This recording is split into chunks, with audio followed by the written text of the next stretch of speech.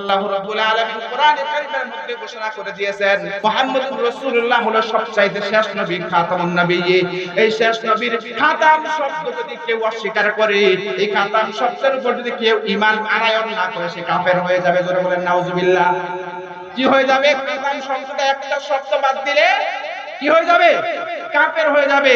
এই সূত্রেই কাদিয়ানীদেরকে কাফের বলা হয়। কি বলা হয়?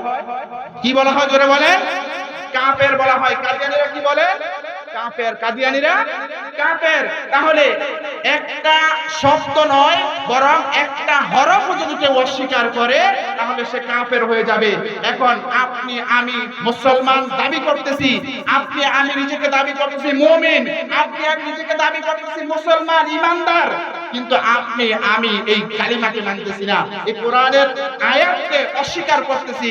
যদি আমি আপনাদেরকে ধরায় দেই, কিভাবে আপনারা বলবেন আমরা তো সবাই কোরআন বিশ্বাস করি? হ্যাঁ করে, কিন্তু কোরআনের হক আদায় করে কোরআনকে বিশ্বাস করেন না। কোরআনের হক আদায় করে কোরআনকে আপনারা বিশ্বাস করেন না। আল্লাহ রাব্বুল আলামিন বলেন আহাল্লাল্লাহুল বায়া ওয়া হারামার রিবা। আমি তোমাদের জন্য ব্যবসাকে করেছি হালাল আর সুদকে করেছি হারাম। তোমরা সুদ খাও না, ব্যবসা করে খাও। এখন আমাদের সমাজে সুদখোর আছে না নাই? আসতে বললেন যে আছে না নাই? সুদখোর আছে না নাই? ঘুষখোর কম না বেশি? গণলে সমাজে বেশি লোকই পাওয়া যাবে, বেশি লোকই পাওয়া যাবে। তাহলে সে আল্লাহর এই কোরআন আয়াত কি মানলো? কি বলেন? কুতুবিহি, এই যে কিতাবকে আপনার মানতে হবে, এই কিতাবকে কি তারা মানলো? যারা এই কোরআনের আয়াতকে অস্বীকার করলো, কেমন জানে তারা কাফের রূপান্তরিত হয়ে গেল। এই দোষ যদি আমাদের মধ্যে থাকে, তাহলে পরিবর্তন হওয়া দরকার আছে না নাই? কি বলেন, লাগবে কি লাগবে না? এই অ্যান্টিবায়োটিক ঔষধ দিলে অনেকের মনে আবার জ্বালা ধরে যায়, ভালো লাগে না। অ্যান্টিবায়োটিক দিলে ভালো লাগে না। এখন আমি যদি না বলি কিয়ামতের ময়দানে আপনি আমার দিকে আঙ্গুল ইশারা করে তাকায় দিন, উনি আমাকে বলে নাই, ওনার সাথে চলাফেরা করছি, ওনার পিছনে নামাজ আদায় করছি, এই হক কথা উনি বলেন, আঙ্গুল ইশারা করবেন কি করবেন না? আরে হাসরের ময়দান এমন এক ময়দান হবে, যেই ময়দানে মা তার সন্তানকে চিনবে না, বাবা তার সন্তানকে চিনবে না, অর্থাৎ কেউ কারো পরিচয় দিবে না। তখন যেভাবেই হোক, যে কোনো কাউকেই হোক, ইশারা করে হলেও বাঁচার চেষ্টা মানুষ করবেই করবে। তখন যে আপনি আমার দিকে আঙ্গুল ইশারা করবেন, এর গ্যারান্টি দিতে পারবেন আপনি? কি বলেন, পারবেন?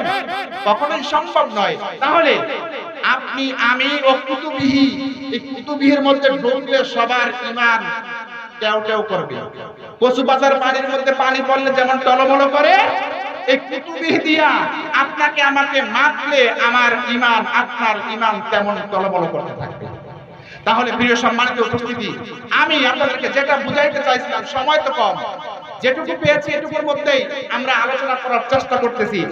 তাহলে আমি যেটা বুঝাইতে চাইলাম, ৬টার মধ্যে প্রথম নাম্বার হচ্ছে আল্লাহর উপর ঈমান আনয়ন করে। এটা সবাই বিশ্বাস করে, এটা ইভেন কাফের যারা তারাও বিশ্বাস করে। করে কি করে না?